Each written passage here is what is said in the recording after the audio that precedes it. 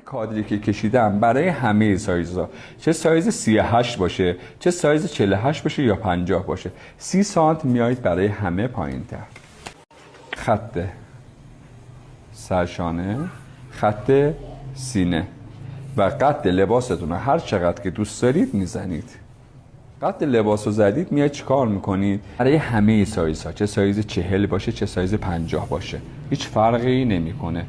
20 سانت میاید بیرونتر 2.5 میاید پایین و از گوشه گردن هر چقدر یقه رو میخواید بزنید 7 8 9 طبق متد خودتون بزنید و این دوتا خط رو به این شکل به هم رسم کنید. دقت کردید؟ پس یقه رو اندازه‌شو زدم و 20 سانت هم اومدم بیرونتر شد، سرشونه 2.5 اومدیم پایینتر و میایید میگید دور سینه هر شخصی که دارید، مثلا دور سینه‌اش اگر 100 تقسیم بر 4 میشه 25، اگر 120 تقسیم بر 4 میشه 30 یا 25 رو به اضافه 4 میکنید. اندازه‌شو به این شکل علامت میزنید.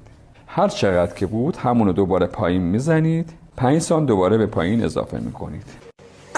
وقتی انجام دادید قد آستین رو میتونید نورمالش 66، ولی اگر یکی دستش کوتاه‌تر یا بلندتره اندازه بزنید. از گوشه سرشانه تا پایین اندازه بزنید و دست میاد. یا از این قسمت که 2.5 اومدیم پایین، قد آستین هر چقدر است منهای 3 کنید. اگر قد آستین 60 منهای 3 کنید میشه 57.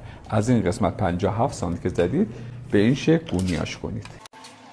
وقتی گونیاش کردید دم مچم طبق مدل یا سلیقه خودتون علامت بزنید. من فعلا 15 سانت زدم و از گوشه سینه 2 الی 3 سانت بیاید پایینتر به این شکل به هم وصل کنید و میتونید از اینجا به هر حالتی که دوست دارید هلال کنید.